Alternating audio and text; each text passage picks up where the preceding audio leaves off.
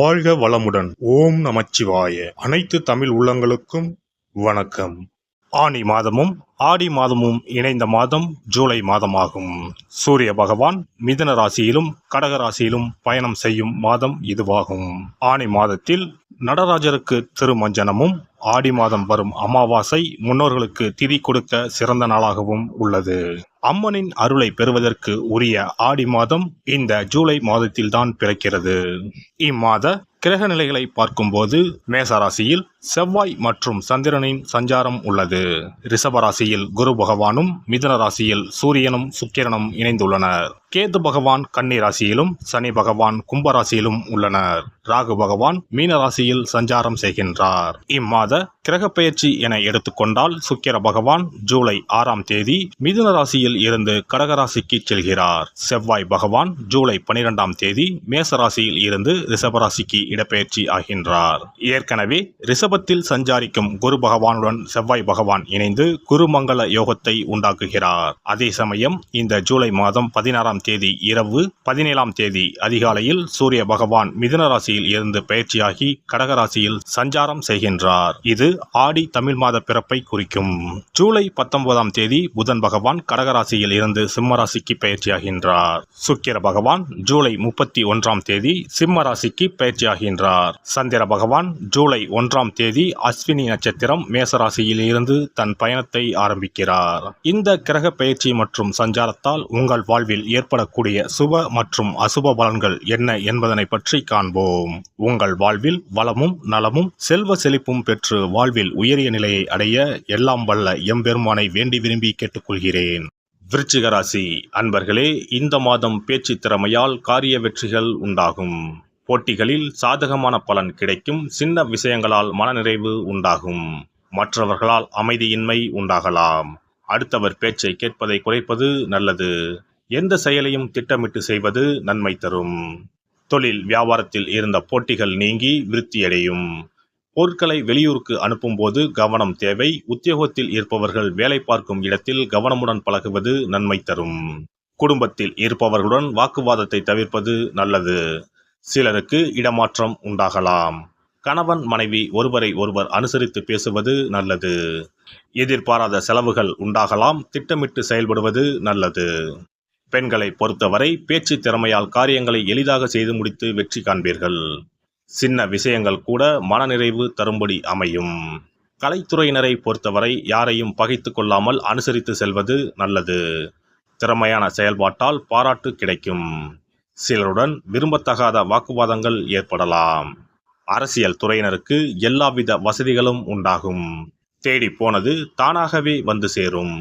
அறிவுத்திறன் அதிகரிக்கும். நெருக்கமானவருடன் இனிமையாக பேசி பொழுதை கழிப்பீர்கள்.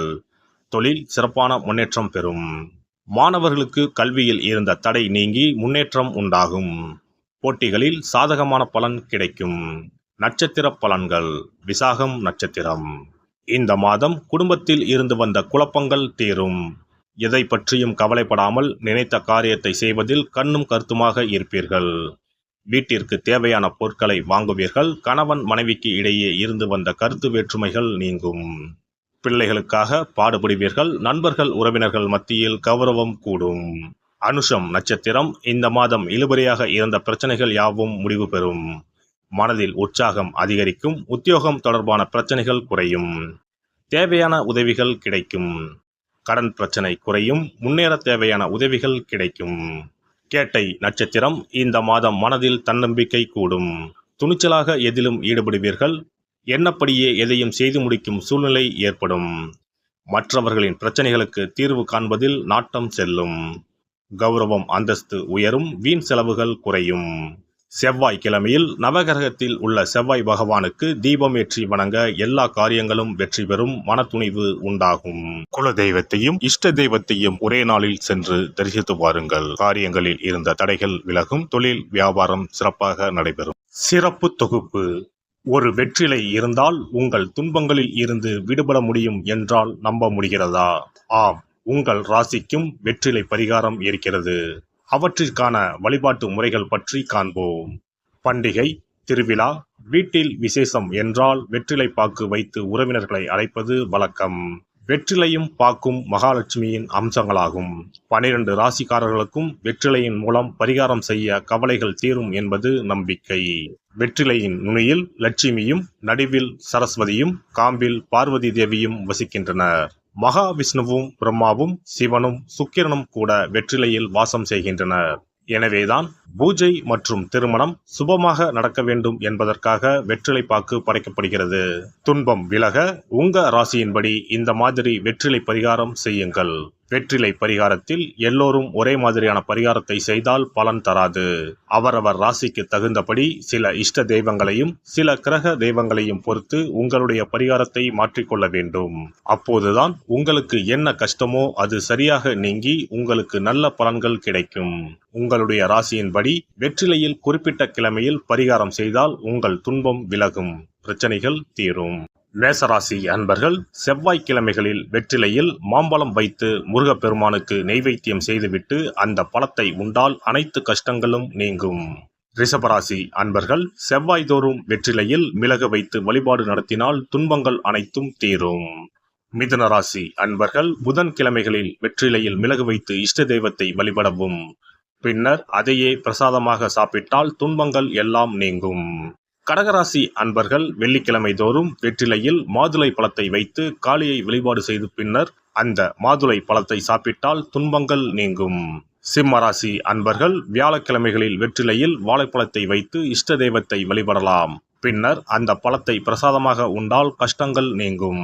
கன்னிராசி அன்பர்கள் வியாழக்கிழமையில் வெற்றிலையோடு மிளகு வைத்து உங்கள் இஷ்ட தெய்வத்தை வணங்குங்கள். உங்கள் துன்பம் துயரம் எல்லாம் தீர்ந்துவிடும். துலாம் ராசி அன்பர்கள் வெற்றிலையில் கிராம்பு வைத்து உங்கள் இஷ்ட தெய்வங்களை வழிபட்ட பின் அதை உண்டால் அனைத்து துன்பங்களும் நீங்கும். விருச்சிக ராசி அன்பர்கள் வெற்றிலையில் பேர்ச்சம்பழம் வைத்து செவ்வாய்தோறும் உங்கள் இஷ்ட தெய்வத்தை வழிபட்டால் துன்பங்கள் நீங்கும். தனுசு ராசி அன்பர்கள் வெற்றிலையோடு கற்கண்டு வைத்து வெள்ளிதோறும் இஷ்ட தெய்வத்தை வழிபட்டு பின்னர் கற்கண்டை சாப்பிட்டால் துன்பங்கள் விலகும். மகர ராசி அன்பர்கள் வெற்றிலையோடு அச்சு வெல்லம் வைத்து வெள்ளிதோறும் காளியை வழிபட்டால் துன்பங்கள் துயரங்கள் நீங்கும். கும்பராசி அன்பர்கள் வெற்றிலையோடு நெய் வைத்து சனிக்கிழமைகளில் காளி தெய்வத்தை வழிபட்டால் உங்கள் துன்பங்கள் எல்லாம் தீரும். மீனராசி அன்பர்கள் வெற்றிலையோடு சர்க்கரை வைத்து ஞாயிறு தோறும் இஷ்ட தெய்வத்தை வழிபட்டால் துன்பங்கள் எல்லாம் விலகும். எல்லாம் வல்ல இறையருளால் நீங்களும் உங்கள் அன்பு குடும்பமும் உடல் நலம், நீலாயுள், நிறை செல்வம், உயர் புகழ், மெய்ஞானம் ஓங்கி வாழ்க வளமுடன். இந்த வீடியோ பதிவு உங்களுக்கு பிடித்திருந்தால் லைக் பண்ணுங்க, கமெண்ட் பண்ணுங்க, ஷேர் பண்ணுங்க, மறக்காம சப்ஸ்கிரைப் பண்ணுங்க, பக்கத்துல இருக்கிற பெல் பட்டனை கிளிக் பண்ணுங்க. நன்றி, வணக்கம். ஓம் நமச்சிவாய. சிவாய நம.